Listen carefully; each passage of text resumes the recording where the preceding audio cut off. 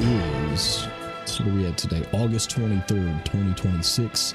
It is a Sunday. I am Terrible Ted, and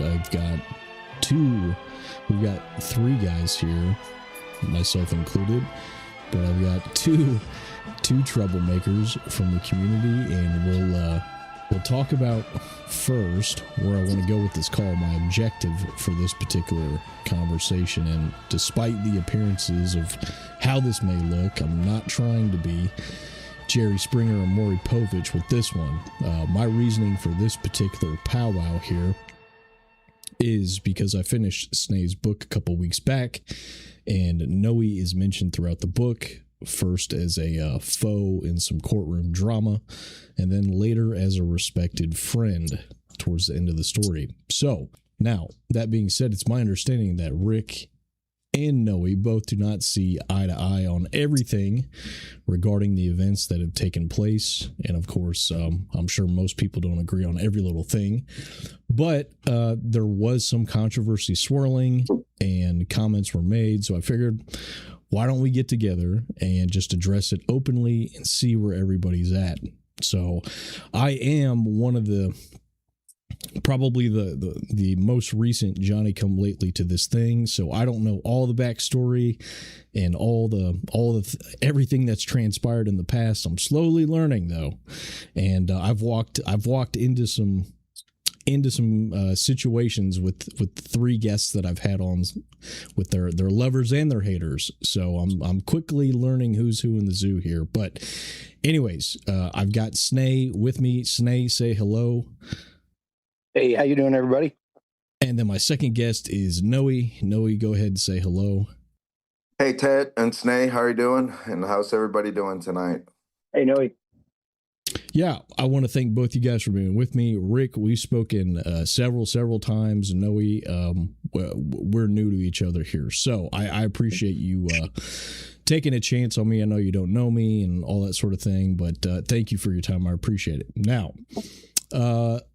look, can we go into some of the background here? I'm going to bring up, I think from what I can tell, Keegan Kline and his role in this tragedy, this crime. That's going to be the big major contention that we're probably going to spend most of our time on, from what I can tell. If we've got other issues, you're more than welcome to go there. We're all grown men here, so I'm going to let you guys say whatever you want to say. But again, I didn't intend this thing to be some big pro wrestling thing with a bunch of hype and drama. I don't think it's going to go that way, but let's just clear the air and get it out and see where everyone's at. Now, just for starters, I will tell you, I think I have a pretty good idea because I've read Rick's book and had a handful of conversations with him. I don't think he's totally wrong about who he thinks was ultimately behind this. I cannot dismiss the theory that he puts forth. I think there's a lot of weight to it. However, I do think Keegan, there's so much smoke and there's got to be fire with Keegan Kline. And if this guy isn't involved, nobody's involved, in my opinion. And I put Ron Logan in that same boat. He's got to be involved. So, Rick, do you want to go ahead and make your address anything that's been said or make your position out here first? I'll give the floor to you here. Well, what I would, how I would respond to that is the way I respond to it usually is, what is the smoke? Why do you think Kagan is involved? Why do you think he has to be involved? I think he's the most likely suspect for the catfishing of who got him there. And of course, he blames his father, from what I hear, but I think it's got to be him. And not only that, the police went to him first. They went to him on, there was a story with a girl, I believe her name was Alexis, from Galveston, Indiana, on February 20th. She had mentioned, or she had messaged, rather, the Anthony Shots account and said, hey, my parents aren't going to be home on such and such day. Come over and we'll hook up. And then on February 20th, she got home from school off the school bus And she called police after this happened, but she saw a ski masked man look in her window or her bedroom window at her parents' house. So she called the police bedroom window and reported the story. And the police didn't go to Ron Logan. They sure didn't go to Richard Allen. They went to Keegan Kline. And that was less than a week after the girls' bodies were found. And, okay. So that's one. The second thing, I still have a hard time, and I know Murder Sheet wrote in their book in the official history that it was inconclusive and it was the FBI that goofed up. But man, how convenient for Keegan Kline that the Marathon gas station footage was never fully recovered. I believe that would have shown possibly that he was there in Delphi that day. He looked up that gas station on his phone, just like he looked up this schoolgirl's address on his phone, Alexis in Galveston, Indiana. So those two things alone, those stick out to me as big. And I think a lot of people for years and years, they called this the Snapchat murderers, right? In the beginning, yeah. But the reason they called it that is because of the pictures that were posted on Snapchat right before the girls disappeared. Was the main thing. But so this girl reported on February 20th, right? She reported that on February 20th, she saw someone looking in her bedroom window after she had told Anthony Schatz that her parents weren't going to be home. Kagan and Tony were in Vegas on February 20th. So it couldn't have been Kagan or Tony. And also the FBI cleared both of the Klines way back on February 25th. They told ISP and the Unified Command, they told them, these guys aren't the guys. You got the wrong people, And you would think if there was all this evidence that he had been catfishing Libby, you would think that the FBI would have that information. You would think they would have that proof, the evidence to nail him. The police admit that when Kagan and Tony got back from Vegas, that they brought Kagan in, questioned him, and gave him a polygraph exam. Now, they say he failed that polygraph exam. They told him 3 years later, in August of 2020, they told him he failed that polygraph exam on Delphi. So what we have then is a police force dealing with a double child murder, the biggest thing they've dealt with in their history in Delphi there, and they give a guy a polygraph exam about that crime, and he fails it, and they say, okay, go on, you go ahead and go home, we'll be in touch, and they forget about him for 3 years. That don't sound right to me. That just doesn't ring true to me. They can't prove anything beyond the initial one contact. They said, well, he contacted him the morning of the murders, but there's never been that proof has never been presented. Nobody's ever seen it. They have only gone by what the police have said. I don't tend to give the police, as people talk about, the police, Jerry Holman said in his deposition that, Kagan Kline, the Anthony Schatz profile, was probably used to lure them out there. Well, when do we choose to believe Jerry Holman? Do we choose to believe him up to a certain point and then we say, okay, now he's lying? Or do we say you have to question everything he says because he's a known liar? I myself question anything Jerry Holman would say, anything David Vito would say. Anybody connected to this case on the law enforcement side, I would question anything they had to say. As far as Tony or Kagan being the most likely to have catfished them out there, I'm not so sure about that. I think it would be much more likely that someone used Logan Holder to lure them out there, because that was an established thing with Abby and Logan when he came to town, because Abby had to hide the fact that she was dating him because Anna would not have approved. She would never have approved. She wouldn't have let Logan Holder, a 15, 16-year-old boy, she would not have let him in the same room with her daughter. So I would think they'd be much more likely that someone would be able to get a hold of Logan Holder's password or phone or whatever and lure them out there. And I would also point to the fact that late on the 13th, sometime after the school let out and everything, that Logan Holder texted his dad and said, "They're missing." Who's missing? Well, who was missing on the 13th? And why would he just say they're missing? It sounds to me like maybe he knew that someone had used his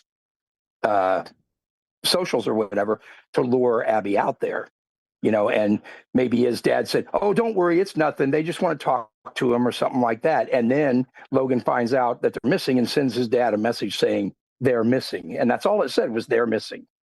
So, that's where I come down on that as far as I just think it's much more likely that Logan Holder was used. And I find it very hard to believe anything that the police say, not to mention the fact that Alexis, the young girl who saw the guy in the ski mask looking in her bedroom window, had a second floor bedroom. So did he bring a ladder with him? Did he climb a tree? And, I don't know. But okay, that's interesting. It just to me, that just, is another thing that just doesn't ring true, because you had girls, teenage girls are like that. They're going to want to get involved in stuff like that. They're going to want to get involved in these kind of things. Just like they said, some girl told them that Anthony Schatz said, "Oh my God, I was supposed to meet her that day and she didn't show up." Did he really say that? Or is that what the girl is saying? Or is there even a girl that said it? Did the police make it up, using the Reed technique? Well, Kelsey's the one who said that. Kelsey's the one who said that. Yeah. I don't know. Yeah. There's no proof. No. What proof is there of that? What proof is there that Kelsey said that? I'm just saying that Kelsey's the one who said that. I contacted that Anthony Schatz account, and he texts back saying I was supposed to meet them. Well, but here's the thing. If that's true, then okay, Kelsey contacted him and admits to contacting him that night while she was at the fire station while the search was going on. Okay. Mm-hmm. She didn't know the girls were killed yet. The girl supposedly told Anthony Schatz, "Did you hear about Libby? She was murdered." And Anthony Schatz said, "Oh my God, I was supposed to meet her that day." It couldn't have been Kelsey. No, because Kelsey talked to him that night. What I understand was that Kelsey was trying to reach out to accounts and going back through Libby's accounts and trying to reach out to other accounts who had been in contact with her, and Anthony Schatz was one of them. So this was before they knew the girls were dead. I don't remember. That's what I mean. Yeah. That's what I'm saying. It was before they knew the girls were dead. So why would Anthony Schatz, what the police tell him is that the girl said, "Did you hear what happened to Libby?" And he said, "No." And the girl said, "Well, she was murdered the other day." And he said, "Oh my God, I was supposed to meet her that day and she didn't show up." So if it was before they knew the girls were murdered, it could not have been Kelsey. So, if it was before they knew the girls were murdered, it was Kelsey then. But it couldn't have been her that said the thing, about her being murdered and then him saying I was supposed to meet her that day. And also, if you look at what Kelsey said about contacting him, when the Anthony Schatz profile came to light, she said, "Yeah, I contacted him and, I asked him if he'd heard from her. He said no, and nothing seemed, amiss. There didn't seem to be anything suspicious. So I don't know why everybody's making a big deal about it." That was her statement about that. So, Rick, let me back you up to one thing. Can you clarify what are the official dates that the Kleins leave town and go to Vegas and then come back? I believe they spent 2 days in Arizona and 4 days in Vegas. They came back the 25th. So they left on the 19th, I believe. I think they could have left a little bit before that, but they were gone on the 20th. I know that. Okay. I had read that, he had tried to lie and move up the timeline, that they were out of town on the days of the murders and it couldn't have possibly been them. I happened to catch that in a quick thing. And then I never could find the exact the exact dates that they were gone, but I believe it is the 25th that they come back, and that's the same day they get raided, right? Yeah. And I know Tony had, because Tony showed me, because everybody was saying, oh, well, they ran off to Vegas. It was an unplanned vacation, but it wasn't, because Tony showed me he put in his paperwork for that vacation in August of 2016. And he showed me his he went to the HR people, because he didn't still have it. So he went to the HR people at Chrysler, and he got a copy of his vacation request, because you have to put it in early, because it's like if two people put in for the same vacation, the higher seniority is going to get it. But if someone lower in seniority already has that vacation booked and you put in for it, that lower seniority guy is going to get it because he already had it booked. And they're not going to tell him, well, sorry, you got to change your plans because this guy's got more seniority and he wants to, So he put in, he said, you got to put in for those things as early as possible. So as soon as he found out they were planning to go, and the way they did that, the way they figured out when they were going to go, was they were coordinating it with a friend of his that lived in Arizona, because Tony wanted to go visit his friend in Arizona while he was out west. So they coordinated it to when that guy could have them out there and everything. And they went to Arizona first, and they spent 2 days in Arizona, and then they went to Vegas, and they were in Vegas for 4 days, and then they came home. So, he showed me the paperwork I think it was August 15th or something of 2016 that he put in that vacation. So it wasn't like a spur of the moment. It was a planned vacation.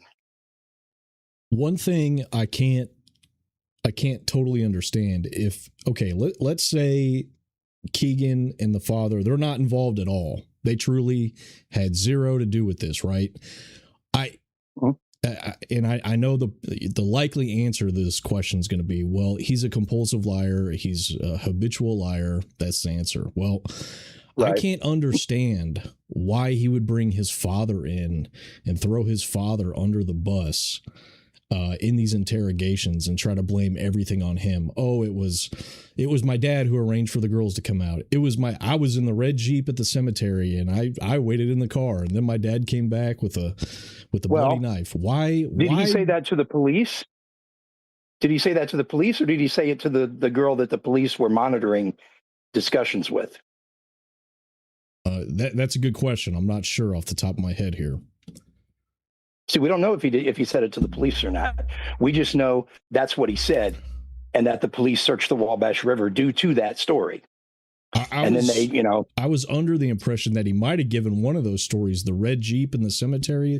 He might have told Holman that. I don't know. I would have to be shown that.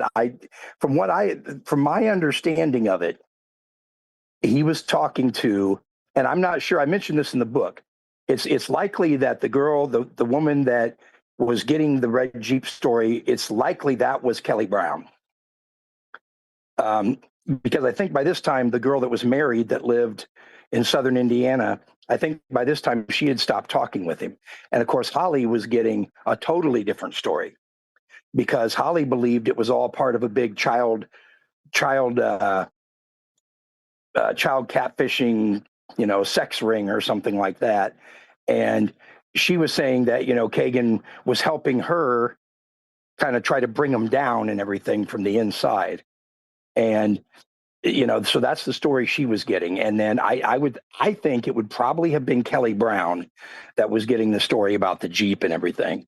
But from my understanding, Kagan told, and from what he told me, of course, again, he's a liar. So, but from what he told me, he said that he was just telling them whatever they wanted to hear, and that when the red Jeep story was bridged too far, pardon the pun, and he kind of felt really bad about it and everything. And when they questioned him about it and said, we want to know everything you know, or we're going to put you down in general population at this prison and watch you get raped and beaten until you're dead. And he just broke down and started crying and everything, and told him, guys, I don't know a damn thing. I don't know anything about Delphi, And of course, when Holman is deposed, of course, he's going to say that the Anthony Shots profile could have had something to do with it because they spent 2 or 3 years, trying to connect it to the murders. And they would look absolutely ridiculous if they didn't say that they still believed it might have something to do with it. But my answer to that is, if they really thought the Anthony Shots profile had something to do with the murder, why wouldn't they bring Kagan Klein into the courtroom to testify against Richard Allen? And say, yeah, I catfished him out there, and Richard, and he killed him and all that. They were trying, they needed everything they could get their hands on to convince that jury. Having the judge on your side is one thing, but they still got to have evidence to give to the jury, and Right. They didn't have a whole lot.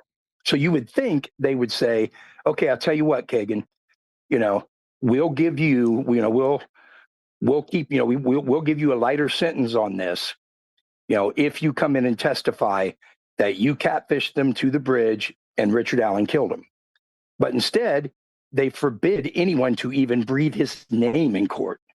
They couldn't say his name. They couldn't say Tony's name, so I just, everything to me adds up to they knew that they didn't have anything to do with it. Gotcha. Okay. Noe, let me go to you. I'm sorry to leave you in the cold here this long. I'm sorry.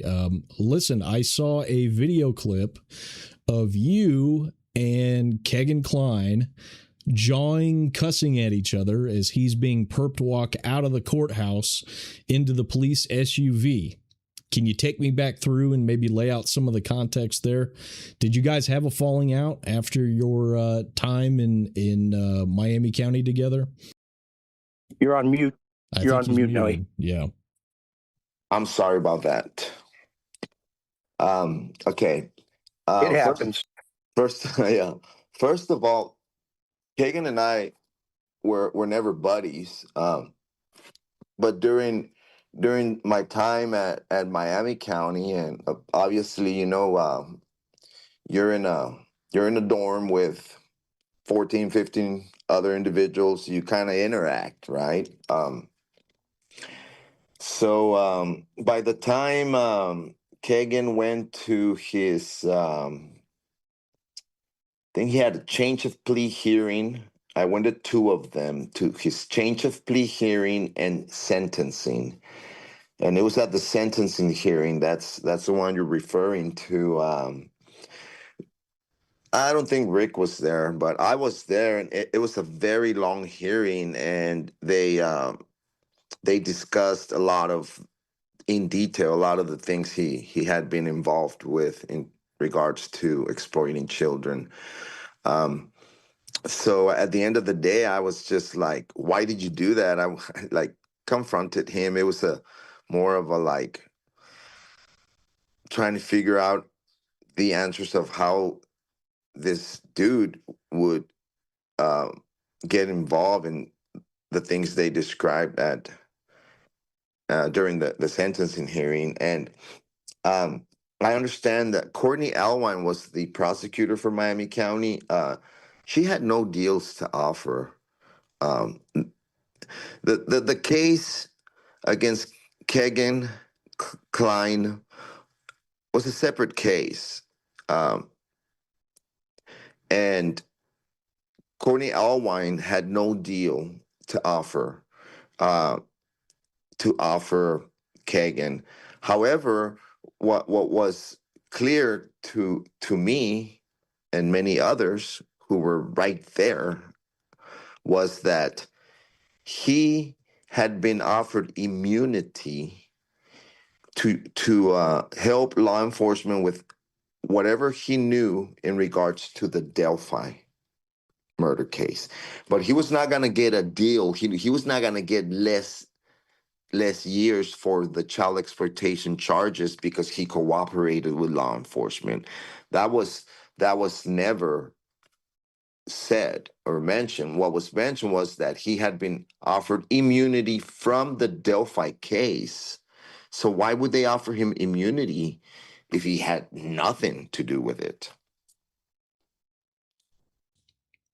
That's an interesting point. Now, I watched a Murder Sheet interview with, it was mostly Anya interviewing Kegan Kline on the prison phone, and they had a video feed of it. And he said he had more to say about the Delphi situation, but he thought the timing right there and then wasn't the best to get into it with his case still active and things not totally settled. And of course, the thought that crossed my mind watching the interview is, well, if you're not involved, how could you possibly have anything more to say about Delphi?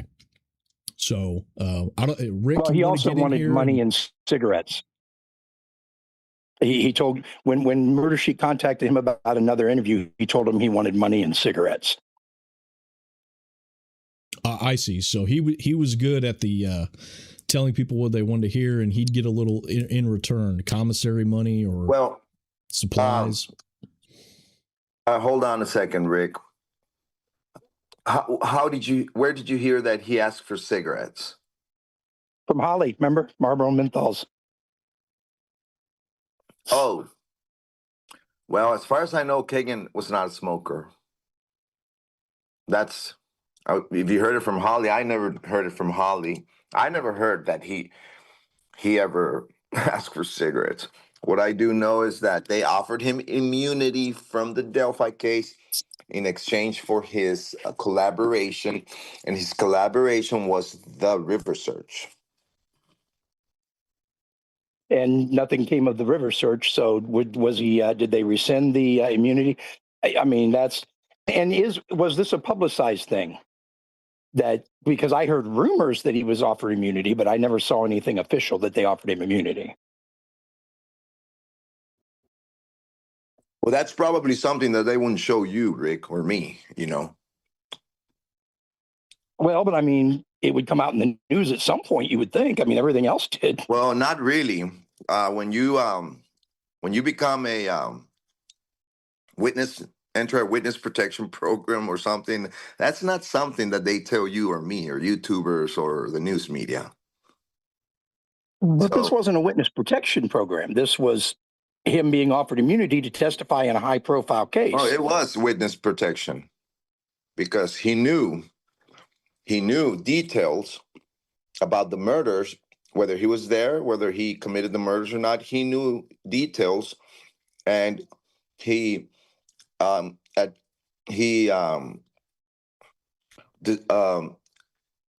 agreed. He agreed to help the investigation in exchange for immunity and to enter the witness protection program where his name would not be brought out, and which is why they didn't want him to, they wanted to detach him from the case as much as possible. But I mean, the way I see it, like you say, Rick, that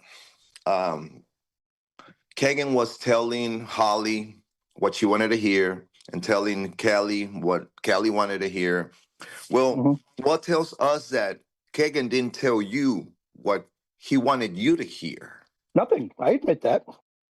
I mean, you see what I'm saying? I said that. And like we all can establish that, okay, he's a liar. And what doesn't tell you that Tony Kline is not a liar either? He could be.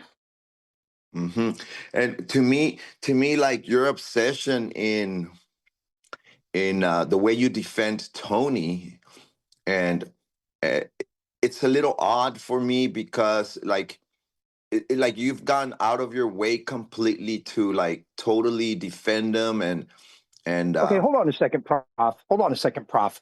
Because I hear Prof talking here. No, there is no obsession. I don't even like Tony now. I'm not. Okay, we're not friends anymore. I'm not representing Prof here. Well, that's what you're saying. You're saying everything Prof says. Okay, there is no obsession. There is no obsession. Why? Okay, but listen. Why are you so adamant to protect white supremacists?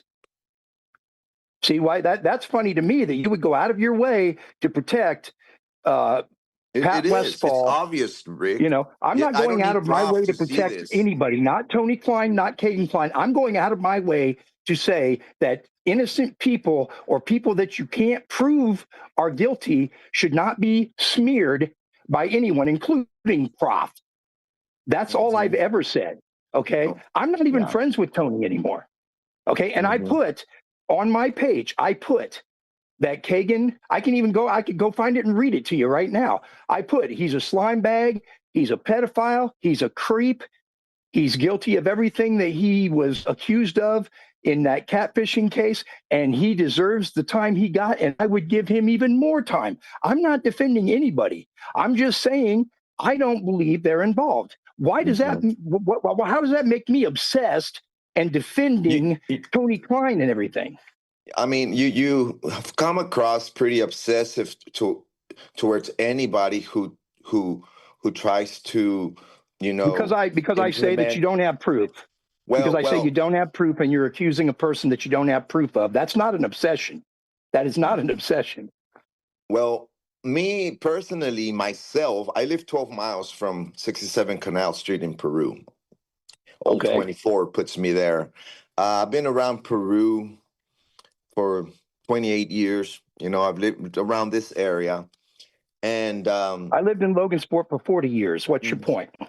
and well, in the most recent times, in regards to Tony Klein, I've heard many locals tell me accounts about Tony Klein, and I actually am talking to one of Tony Klein's um, former close friend, high school friends, grew up with Tony, and there's a lot of like I'm hearing it from local people who lived right next to Tony, people who hung out with Kagan, and when you hear a lot of these similar stories, it, it's just you can't just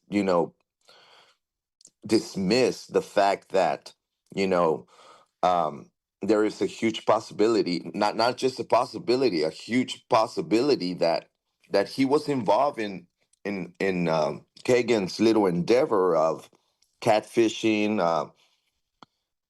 disseminating child exploitation material, um, just by based on what I hear from locals, people who know him locally. Hmm. Let You know, me the let odd thing is that these stories from locals weren't going around when he was being discussed as the murderer. That's, it's weird that they're coming out now. But hey, what do I know? let me jump in with a Rick, question. I disagree with you again, Rick. Um, Tony Klein who was always a POI. Of course he was. These stories have been out.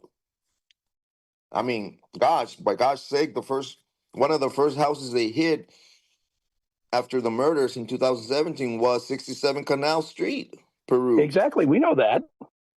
That's. I mean, they also hit about a half a dozen other places that first Sure, week. sure. Maxwell's, Yeah, sure. Yeah, I agree. But I'm doesn't mean saying, everybody that they hit was involved. um, I'm not trying to, pick a fight with you, but it just to me it just seems like you're like 100% sure that he had nothing to do. That I mean, there's like not even a slight chance that he could have lied to you and told you And that is not true. what he That wanted is you to not. I have think. said in this interview. I have said in this interview that it's possible. That it's possible. Hmm. I don't see it. That's what I said. Hmm. Now, to me, I can see Logan and the clients um, being, you know, knowing each other and some kind of illicit activity going on. Look, man, the way they describe Tony Klein to me is exactly the way they describe Ron Logan, an old partier, um, likes younger women, has parties with younger girls, and basically Kagan Klein's, friends and that age group coming in his house and drugging and, partying with younger kids. And that, I mean, that kind of describes, or a lot of people have described Logan that way. Like I said, man, I've talked to people who Kagan didn't just talk to me or even Reese. There's dozens of people who have accounts that Kagan has shared, but nobody, Indiana, bro, nobody speaks up. Nobody's gonna, nobody's gonna. They'd rather die and take the secrets to their grave, and it's just the way it is here. So I truly I understand, Rick, that that's your take on it. He has nothing to do with it. The clients had absolutely nothing to do with it. But sometimes you become obsessive with it, and that is what it's odd to me. And this is not proud speaking. I see it myself. I mean, I'm capable of seeing it myself. Well, again, I don't know what you're calling obsessive. I really don't. I'm obsessive about the fact that I don't believe Richard Allen is guilty. I don't see where you're saying I'm obsessive simply because I say that I don't think they were involved. Okay. I mean, well, like sometimes you use examples as, he's not very computer savvy or tech savvy. How's that obsessive? That's called presenting evidence. That's called presenting what I see as evidence for something. That's not obsessive. Well, you just come across, in my opinion, you come across very obsessive in defending any type of I mean, there's documents that even during the interrogation where I can't remember if it was Vito or Sissel or somebody, where they clearly can tell that there was two type of verbiage used when communicating with these girls. Exactly, and I know who the other one was. And the other one, according to Kagan, it was the dad. And I mean, I was there when they read some of that stuff when this person was communicating and asking a minor, would you have sex with my dad? And they believed that was actually Tony Klein typing. Okay, go look at the transcript that Murder Sheet put out. Kagan is not saying, yeah, I think that was my dad. Kagan says the opposite. He said, no, that wasn't my dad. He wouldn't know how to get into my stuff. I always had to do Kagan told me personally, face to face, my dad was the one talking to these girls. Well, he told me it was his buddy Dirk. So there again, Kagan tells people what they want to hear. They tell different stories. So who knows which is true? Exactly. He does. Just to back you up here, Rick, you got a point. I have seen it in one of these interviews. I forget who it was with. He says, sometimes I pass out and my roommate, is Dirk the one that went to Vegas with him, or who was the guy who lived in Vegas? Yes, Dirk's the one that went to Vegas. Yeah. Keegan throws him under the bus and acts like, oh, sometimes I get drunk or high and he can get into my stuff when I'm passed out. So he's thrown two different people under the bus, Dirk and the father. So. And here's another thing. Okay, Rick, I have a question for you. Is it a fact that when they first hit their house was because they traced the IP address to 67 Canal Street, where this communication had initiated with several underage girls, including Libby's communication with Anthony Schott? Isn't that Yes, why I they would. went Yeah, to that that's why house? they. Yeah, that's why they did it. Yeah, that's why they Okay, raided them. so then, how can they not be involved, Rick? Including What do you mean? Tony, including How can they not Tony. be involved in a murder because he talked to a girl one time on Well, you don't know that it Snapchat? was one time, or That's it the only time they proved. could have been several. It could have been, but the only time they proved was one time. Well, The FBI, in police work, that's a lead, and you got to follow that lead. and they did follow that lead, and the FBI said that they had nothing to do with it, that it didn't go Well, then anywhere. why did they have a That's why they river were kicked search? off the case. Why did they have a river search? Why was the whole Delphi Murders Unified Command present at Kagan's sentencing hearing? Well, I don't know that the whole unified command was Oh there, yeah, I but was as there, far as Rick. the Holman was there, Vito was there, Cecil was there, Liggett was there. All of them were there. well, as far as the river search, that was because he had told somebody that his dad killed the girls and they threw the knife and the phone in the river. That's why they searched it. And accordingly, he led him to the wrong bridge.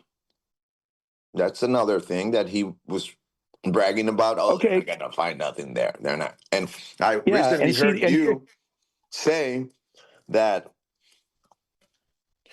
you were on a show with Freckle Joy, and you made some reference to that. I mean, right. um, and you know, there's a guy that I was talking to in there, and he knows Kagan and Tony personally. And when the river search was going on, you know, we'd watch at 4, 5, 6 o'clock, whatever the time is, the 6 o'clock news, and watch the updates on the river search. And this guy told me, you know, that makes sense. You know, that they might be at the wrong river, at the wrong bridge, because he experienced something really strange once where he was magnet fishing on the Wayne Street Bridge, which is like 3 blocks from Kagan's house, former house. Okay. And the other bridge, the Blue Bridge, is about 3 miles away. But anyway, and it makes sense because if you're coming from, like the way he described it, they drove back from Delphi and they threw some stuff in the river. Where would have been the Wayne Street Bridge that they would have been closer to, because the other bridge takes you towards Kokomo, goes south. It's south of town, right? But anyway, so this guy was telling me that he was magnet fishing and he looked up and he saw Tony Klein like do an abrupt U-turn and drive all the way to the gravel parking and rush down to the bank and demand to see what he was collecting. And he was verbally aggressive. He looked like worried about what was in this basket, and he made him dump it all out, went through it, and then left. So this is what some guy said, you know. Mm-hmm. Yeah, I mean, some guy said, no. This is not some guy. This is Tony's friend, Tony's acquaintance from life, from growing up in Peru. okay. I mean, Yeah, people can say whatever they want. You know, it doesn't make it true. As far as Tony now, Klein can say whatever he wants. It doesn't make it true. I mean, they hit his house right after the murders. Let me again, they hit stop. the Maxwells before they hit the Yeah. Kleins. So the Maxwells are involved too. We should probably go arrest them. But okay, so let me understand this. Kagan was working with the cops, right? He was telling them, you know, they offer him immunity. He says, "Okay, cool. I'm going to tell you where we threw the knife and the phone." Mm-hmm. And then he takes them to the wrong bridge. Yeah. Why would he do that? I don't know. I don't know why he would do that, but that's It seems strange to me. It is pretty strange. But this is not just one account from one guy. I saw Kagan mocking law enforcement, saying they're never gonna find that shit. They're never gonna find there nothing there. During the search, I mean, they'd come and deliver Kagan every day. They would take him every morning around 8 a.m. and bring him back by 4 o'clock for a month. And of course, 6 o'clock news, everybody was there watching, and Kagan would make comments like that. Then what I heard about this guy who actually, knew them, it all added up. And I also mentioned that, I was an early bird. I'd get up early, watch the news, drink coffee, and draw, and sit there while they went to go get Kagan. They would come in, the officers would come in and get Kagan. And sometimes the officers would sit right next to me and talk to me or watch me draw. And I had conversations with them. And you recently on the show with Freckle Joy said that doesn't happen, or something to that effect. You've never been to jail, man. Like, you don't know what, you've been there in the drunk tank or whatever it is, a couple nights, but you've never been in a block. You've never been sentenced to 6 months or this or that. So, Well, I didn't say that doesn't happen. What I said was, for you to dismiss that completely and say that it didn't happen, that I'm adding details to my story. First of all, I've never told you or anybody my story up until most recently. I said it on Profs, because even when I came forward back in 22, I never talked about what I had shared with law enforcement. I always talked about my interactions with Kagan Klein while in custody. So I was kind of like, man, why would, I mean, someone as smart and a critical thinker as Rick Snay, there's no room for you to say that, that I was making up stories. no, I didn't say that never happens. What I said was, this has been the tightest-lipped investigation in the history of Indiana murders. And according to you, some guy was sitting there saying, one of the investigators said, hey, that guy that just left, his dad's probably the guy that did it. Why would they be saying that kind of stuff to other inmates? Why would they be telling you that his dad probably killed the girls? No, that was not an investigator. That was Well, but it was a cop. That's what I'm saying, though. It was a cop. Why would he be saying that? No, jail guards are not cops. They're like security guards. They're jail officers or correctional officers. They're not cops. Don't believe Raucus. Don't believe Raucus, okay? They're part of law enforcement, though. They fall under the sheriff's department, sure, but they're not cops, Now, they would come in there, the guard would come in, call on Kagan. While Kagan get his shit ready, they sit down and watch TV with you. Like, if you're sitting there, they might sit next to you. They might come talk to you. My point is that you haven't been in that setting. And I have. And I never said it was an investigator. What I can tell you is that Officer Strong, who is retired now, and I drew a portrait of him for his retirement. Officer Strong was not the only one whispering and saying, there's more to this. It couldn't have been just Kagan. His dad's involved. And, it was the whole fucking jail was talking about it. And Kagan was having issues there. I mean, he was making money because he, like you said, he requested money just to talk to people. I know, like Frank Meister sent him money, Murder Sheet sent him money. Sonny Justice, they put money on it. They were putting money on his Chirp and phone account because they wanted to talk to him. So he talked to a lot of people. He talked to a lot of people, and then me, I base my beliefs. I mean, I live here. I mean, I can be in Tony Klein's house in 10 minutes, and not only that, like I know dozens and upon dozens of people who actually interacted with Kagan. And let me tell you that there's someone coming up who's going to speak up from Peru, Indiana. Okay, who knows Tony Klein very well.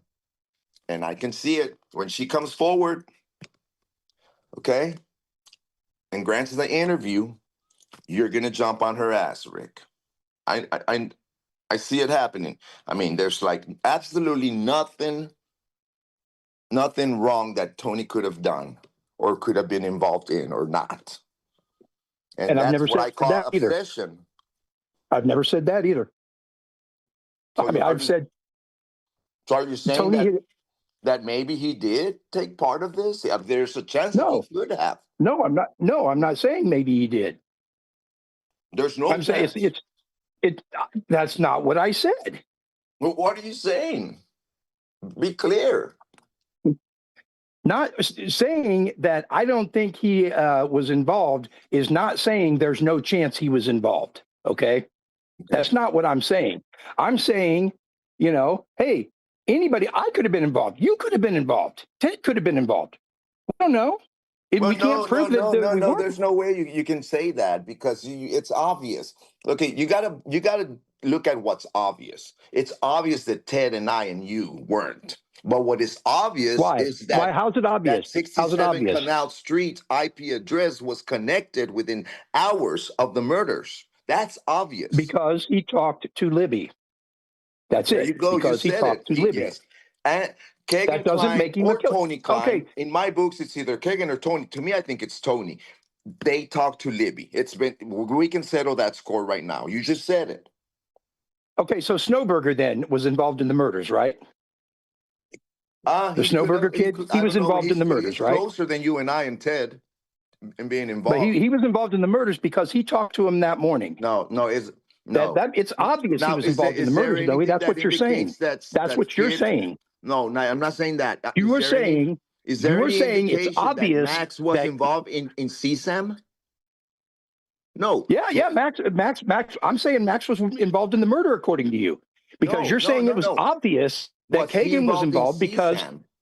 Okay, in catfishing, is there any indication that he catfished people in the past and had CSAM and all this? Is there any indication that a catfisher is a killer? Kagan did. Is there any indication that catfisher is a killer? Well, they obviously lured the girls there, or they were supposed to. Obviously lured the girls there. How? How is it obvious? How is it obvious? Because how? Where's the proof? Show me the proof that he did that. I can't show you the proof. The Anthony Shots I'm not in law enforcement, but it's a fact that it did happen. But you are the one that's saying it. You're the one making the case. Okay, you're the one making the statement that the Anthony Shots profile was used to lure them there. So if that's what happened, if the Anthony Shots profile was used to lure them there, where is the evidence? That's what I'm asking. Why are they looking at that IP address? Oh, for fuck's sake. Dude, come on. You're going around in circles. You are going around in circles. So they found that he talked to Libby. So what? So did Max Snowberger. You see what I'm saying? Yeah, but you're not making any damn sense, dude. They didn't find CSAM in Max's devices. So because he had some stuff on his computer, he killed the girls. Might have been involved. We don't even know this was a sex crime. As a matter of fact, I don't think it was a sex crime. Okay? If I'm a cop, I might have, why would they be naked, man? They weren't. Libby was. They were both naked at some point. I'm saying they weren't found naked. They took Libby's clothes and put them on Abby. They were both naked. Not when they were found. Not when they were found is what I'm saying. Of course not. But at some But point, they yeah, were of both course they nude. put Libby's And it's clothes not a on. sex crime. It's Libby not a was. sex You know crime. why Libby was found naked? Because it was to humiliate her. Because they knew she had body issues. Because she was a heavy girl. Rick, I don't know where you're getting that from. I mean, if you know someone who was involved with these murders who told you that detail that only the murderer would know, then Yeah, show us yeah, the man, proof. I do. Show us the Yeah, proof man. because Yeah, to me, come on, to me, Rick, there's no proof. I mean, to me, the obvious is what makes sense to me. If one of the girls is wearing the other girl's clothes, that means that she was naked at some point. And the at other some one's point. naked. Yeah, and the other one's naked. And then you're dealing Mhm. with the property of some weird ass dude who likes younger kids and throw parties and get them high. Then you're dealing with Kagan Klein, who has How do we know we're dealing with Kagan multiple Klein, though? You're obscene putting material Kagan on in his there. phone, and You are it's putting Kagan not a there. sex crime. You're putting Kagan there. There's no proof he was there. No, he put himself there. I didn't. No, he didn't. Yes, he did. No, he didn't. Who? To Reese Davis? No, he told To me Reese Davis? himself. He told me. He told you. Okay, well. Yeah, he told me. People lie, dude. People lie. Well, Tony Klein lies too. Of course he does.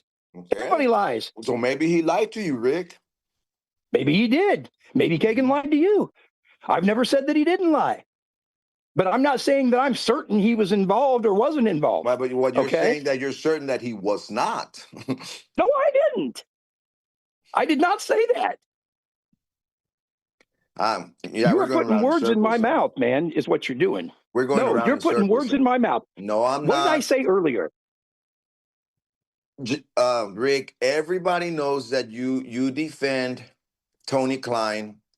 All right, I'm done with this fucking bullshit, man. No, fuck off, dude. Just fuck off. No. Fuck all the way off. You're not gonna end it like that. You're not gonna end it like that, dude. You're gonna jump off like a coward? Nah. You see, Ted, that's the issue with Rick Snay. And this is why I quit talking to Rick in regards to this. Now, if Rick and I talk about something else, we're fine, but he does this. He knows very well that he's the number one Tony Klein defender, public defender, and he wants to come here and act like, oh no, I didn't say that, or I didn't do this, or and then he leaves the interview.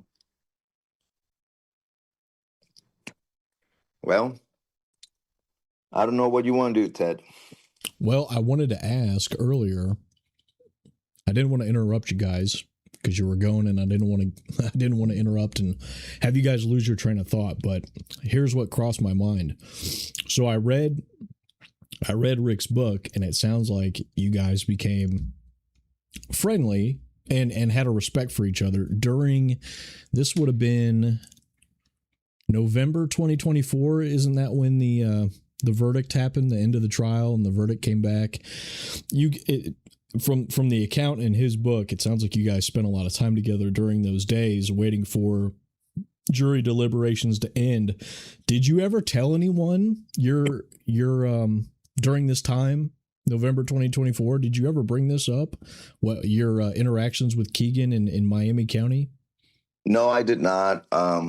Most of the time there during trial, I spent time with Rick, and we had a clean talk, and I said, look, man, in regards to Kagan Klein and Holly Lowry, do you know who Holly Lowry is?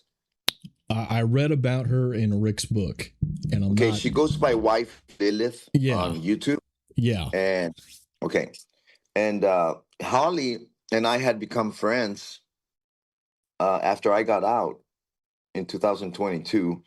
But anyway, let me go back to your question. I had made kind of like a deal with Rick that I wouldn't touch anything that had to do with Holly Lowry or Kagan Klein or Tony Klein.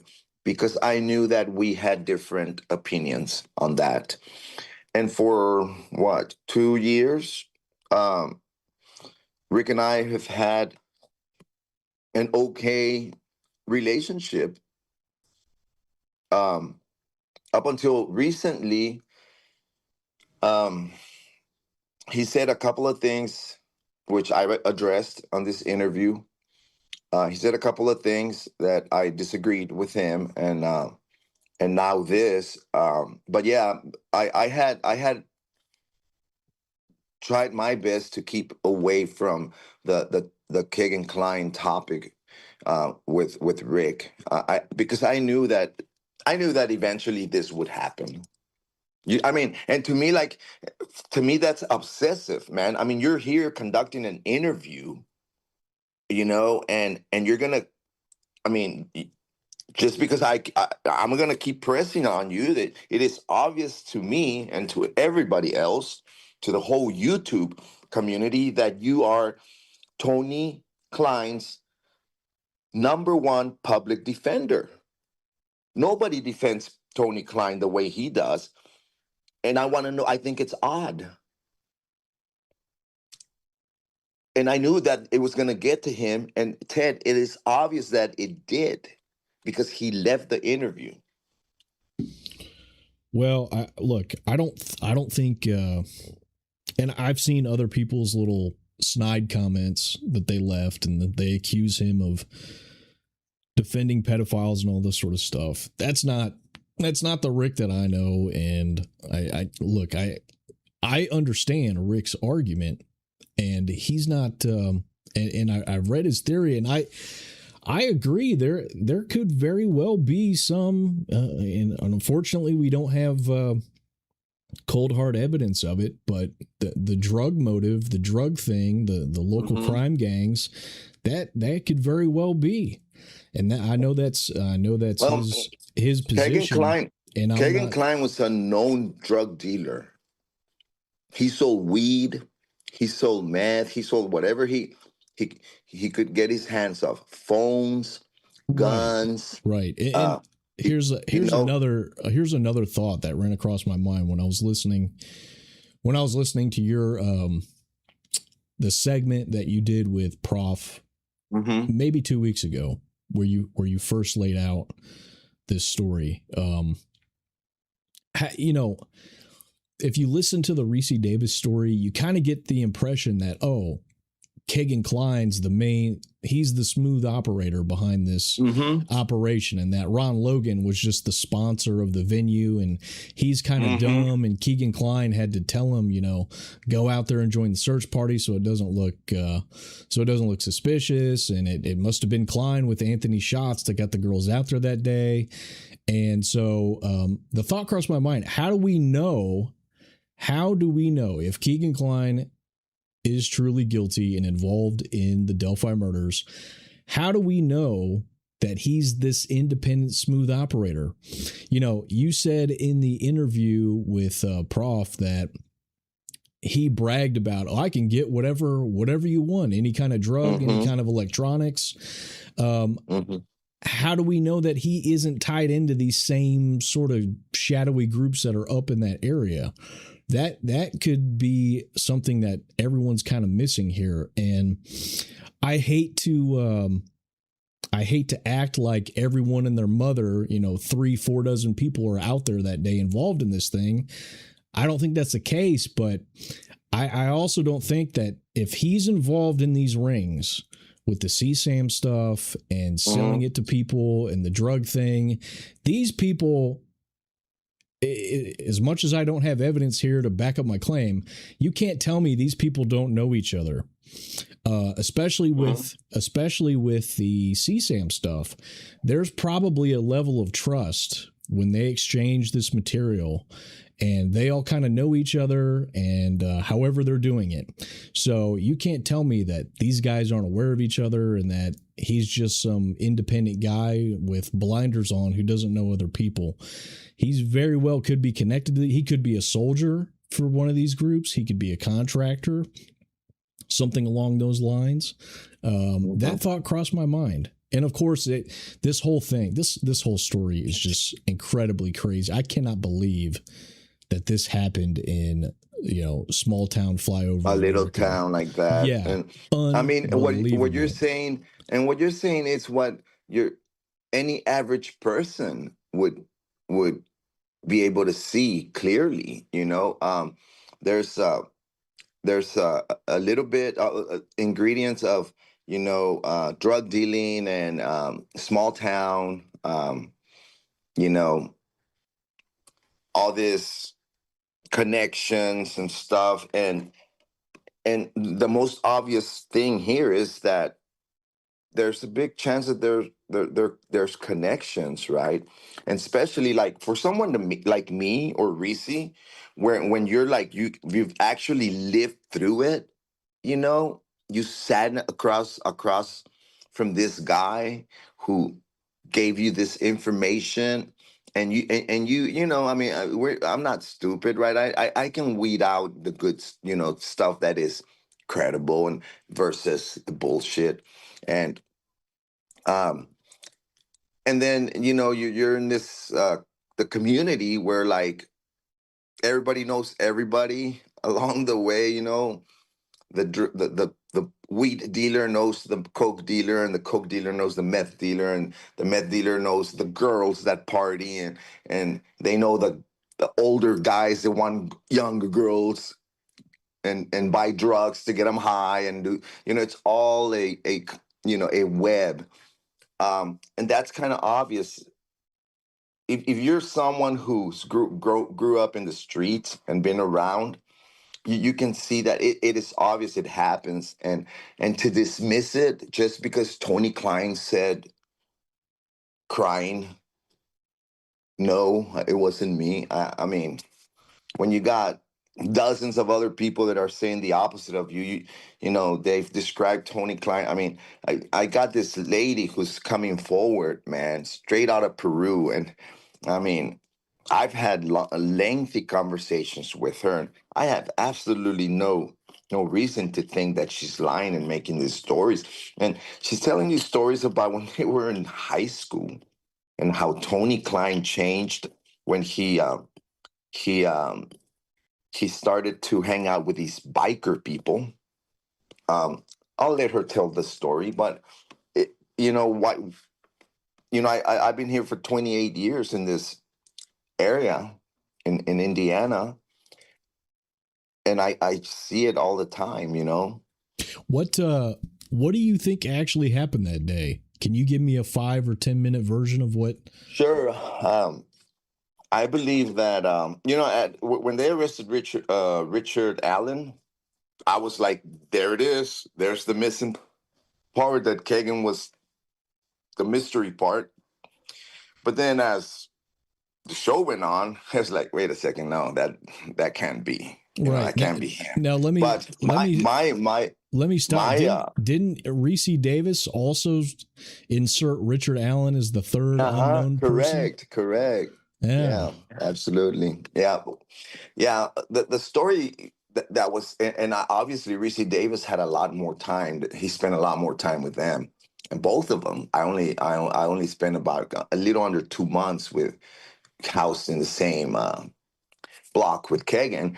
But what my conclusion there when I was released, I was released September 29th of 2022.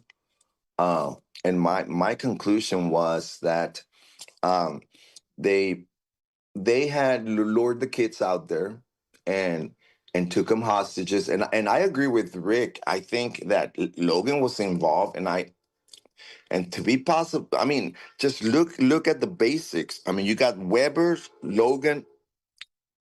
Please excuse the noise if you can hear it in the background. I live downtown, so I got to put up with a train every hour or so. Give me a second. So you got Logan, you got Mears, you got all these people that have I mean, they're known to be partiers and have these parties in their barns, etc. And and the crime happens right there. That's kind of obvious, isn't it? So yeah, I agree with Rick that I believe that Ron Logan was involved, and I believe that he maintained a common nuisance that resulted in those murders. His very first interviews, you can almost hear it in his voice where he's like, he knows something happened. He knows that they were trying to frame him. He knows that how could this happen to these girls who came on a little walk? I mean, it was so obvious to me that this guy knows a little more. And I believe that they were intercepted at the bridge and taken, and they were transported to just that vicinity right there within Logan, Weber, Logan, and Mears vicinity. The Mears have a party barn in the back. They have a butcher shop. They have sheds. Same thing with Logan. He had some stables and some sheds and um now Weber, the Weber property, I mean, they get kidnapped on the Weber property, okay? And they get taken to one of these places. I mean, where would they be taken? To either Weber, Logan, or Mears. That's the three closest proximities, okay? And yeah, I believe that they're taken, and I believe that some of these elder cats, what I know being Tony Klein, Logan, and possibly the other POIs, people that have been mentioned in the past, Garrett, Holder. I don't know. It's just a big circle of these freaks, and they take these girls to perform a perverted fantasy, which is what was described to me. They were taken so that the girls would perform a perverted fantasy, and then something goes wrong, and everything happens overnight, where they get murdered, and they get transported back into the creek and dumped into the creek. And in the morning, they drug them out and staged them and clothed them. And there's a lady involved who helped clothe the girls. That's what I think happened. Oh, there's a lady involved. Okay, that's interesting. Mm-hmm. Yeah. According now, this did not come from Kagan, but they found the girls early, and they didn't know what to do. So they were like, well, we got to get them out of the water, and they only got to clothe one of them. So you're of the opinion that they were in the water early in the morning and then pulled out. They were dumped into the water. Yeah, they were dumped into the water, and in the morning, they're found in the morning at the edge of the water. I mean, you even have an Indiana State Police officer confirming that they were found in the water.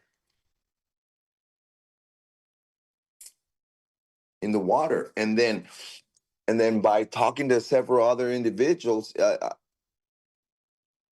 always knew that one of the uncle of Libby German had called his mom in the AM hours of the 14th and told his mother, this is Cody Patty, the uncle. He called his mother and told his mother that they were dead. They had been in a cabin, but they were found in the water, dead, in the AM. That's interesting. I never heard that story. Oh, yeah.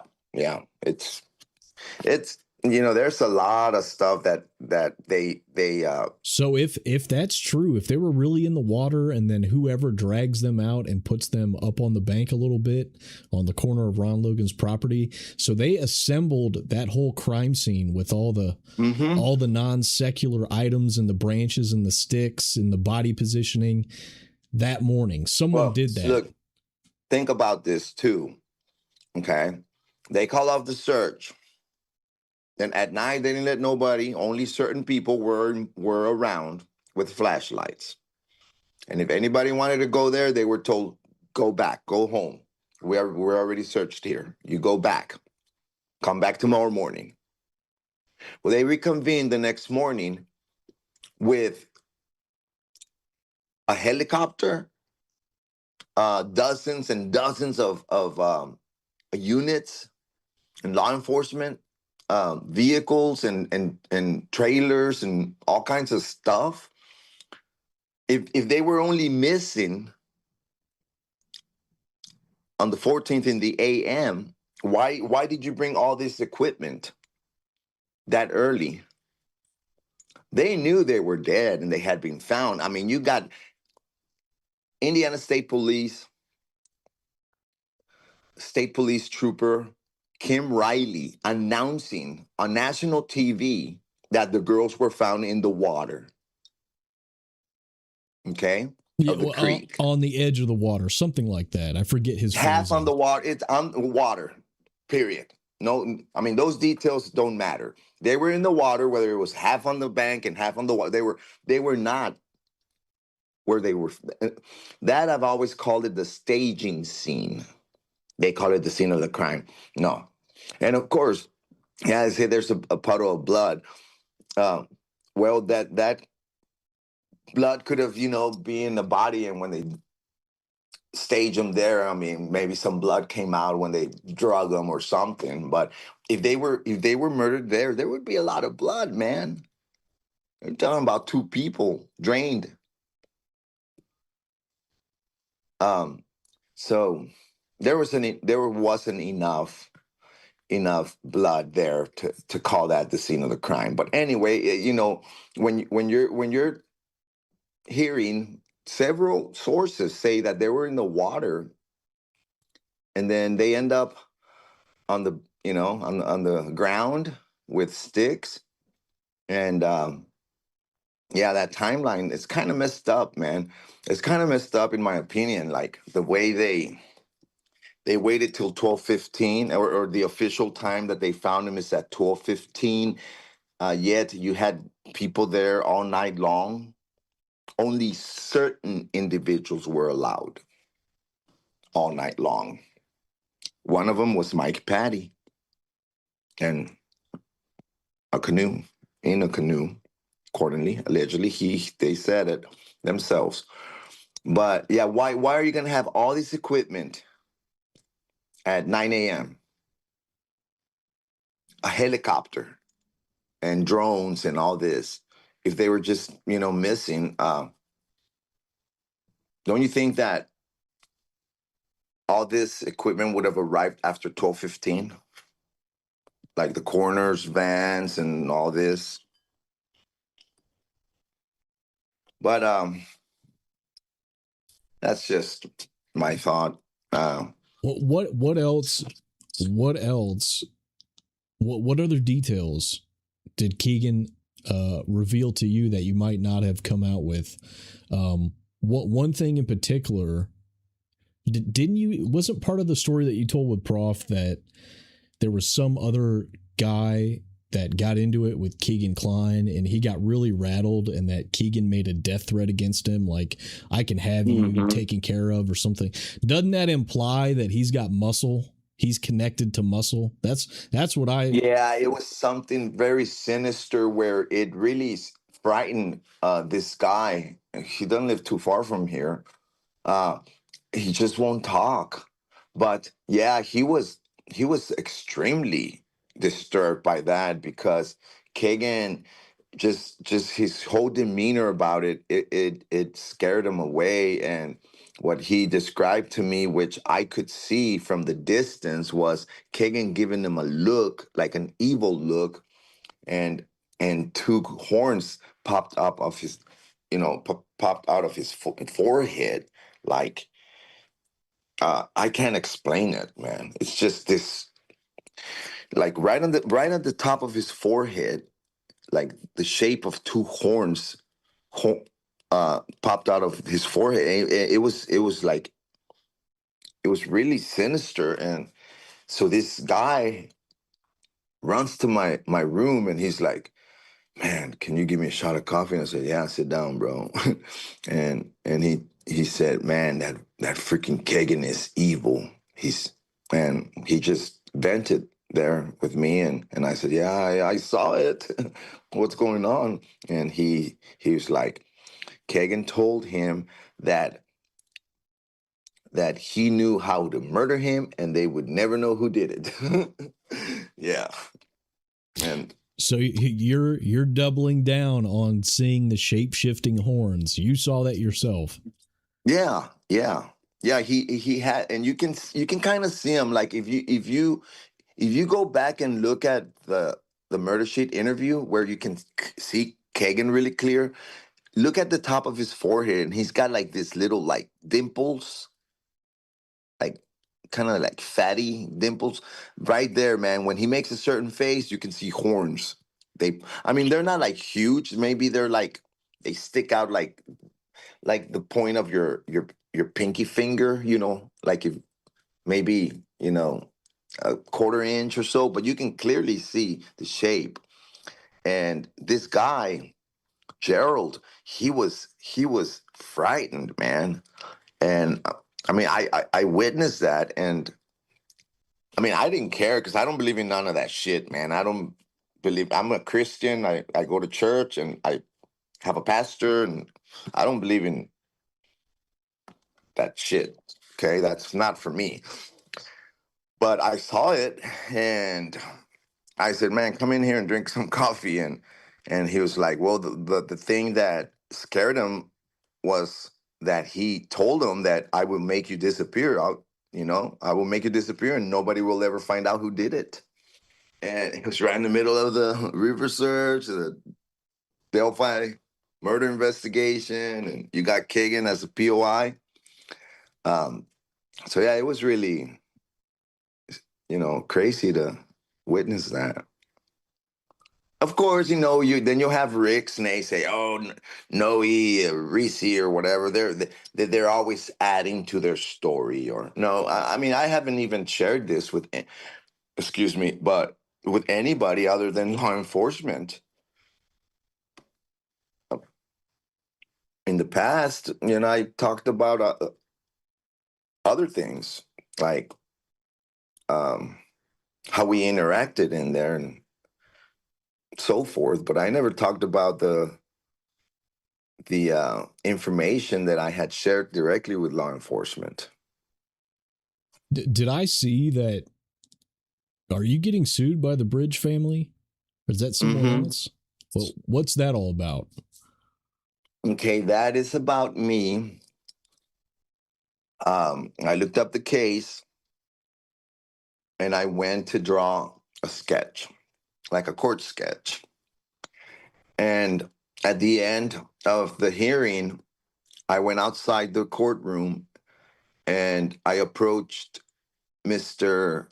Bridge and I asked him if he could speak about his case. I asked him I think I asked him, when is your next hearing scheduled for? And he wouldn't respond. So I recorded that, and he just walked away. And so as I turned, his attorney happened to walk out of the courtroom, and I asked him the same question, when is the next hearing scheduled? That was kind of like the question that was going to lead to other questions, but that didn't happen, right? Well, to make the story short, a week later or so, I received notice that Adam Bridge filed a petition against me for an order of protection. So that's, I haven't seen the discovery. What I saw the petition, and he claims that I harassed him at the court after his hearing, and that I made an illustration and used, of course. I'm a dance-free artist. You know, I mean, I've been a cartoonist in the past. What do you do when you're an editorial cartoonist or a opinion cartoonist, etc.? You use satire, humor, exaggeration, you know, that type of thing to get a point across, in which that kind of stuff is also protected, free press. But anyway, I'm not gonna get into that.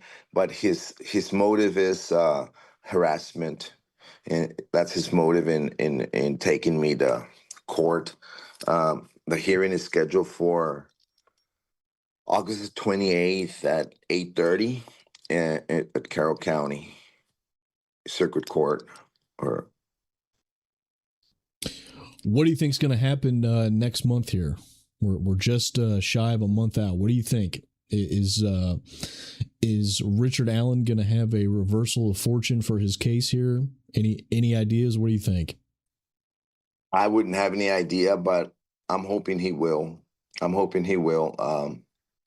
And if he was involved, I hope that they prosecute him correctly. You know. Yeah, I got you. You know what I'm agree. saying? I absolutely agree. Yeah, I tried to make this point several interviews ago. Like I'm not connected to anyone in Delphi. I don't know the Allen family. I don't know anybody up there. And all I can see is that the evidence presented against him is extremely shaky at best, in my opinion. Oh yeah. And I'd hate to see someone innocent get railroaded for a crime they didn't commit. And so that is my concern here. And now, on the other hand, if I overlook something, if I miss something that is damning evidence, please, by all means, put it in front of me. Someone. You know, there is really not much that anybody's missed. It's very obvious that they zeroed in on him and it was over. And they had to come up with something, and the bullet and the confessions. I mean, why didn't he confess before, you know, like if he had 5 years to confess to someone, you know, I did this, you know, I mean, why wait till you're in the ugliest hole that you could possibly be in, under all that duress? You know, the confessions. I don't think those are true confessions. You know, they're not. The 60 confessions, you know, the thought crossed my mind. That's another thing. You confess 60 times. Come on, man. If you're gonna confess just you one time, if you did it and you really want to confess, you go and you tell a law enforcement person or maybe a family member, you know, this is what I did. It went like this, and this is it, and let's go. I mean, I'll let me face it. But you're gonna go around telling 60 different people or 60 different occasions. It's just that, come on. Right. It's my opinion, based on some of the documents that I've seen, he was trying to get the heat from people in the prison off him, and they were pushing him to confess. And some of those confessions, quote unquote, you'd be hard pressed to really call them confessions if you listen to them. Yes. I agree with you. Yeah, especially the one where he says, well, maybe I did. Maybe I did. Yeah, talking to his wife. I think I did, dear. Come on, man.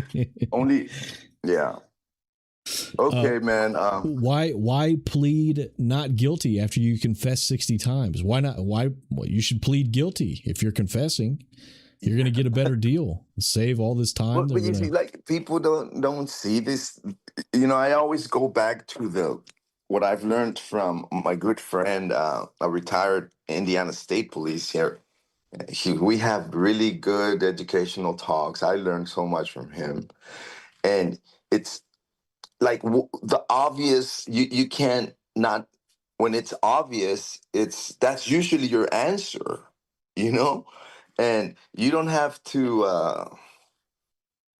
make it more difficult than what it is, you know? To me, it's that confession, specifically the one, maybe I did this. Maybe, you know, that to me is like, that's obvious that this guy's not right in the mind. And why didn't he confess this a long time ago? you know, I don't know. Right. But I think I'm running out of time here. Yeah, we are running out of time, and I want to thank you for being with me. This is our first time speaking. We didn't really even really speak behind the scenes before this, but I know this is a contentious thing, and there's a lot of heat and a lot of trouble. So I thank you for coming on and giving me time and taking a chance. And I don't know everyone of I hear certain things and I'm trying to catch up. I'm still new to this, but there's a lot of fireworks. There's a lot of drama out there. I want you, Noe, to be careful and play it safe here. And hopefully we'll get good news next month. I really hope so. And maybe we'll have good news to talk about next time. But I agree. Let's just pray and hope that we get good news, fair news, justice for all. Right.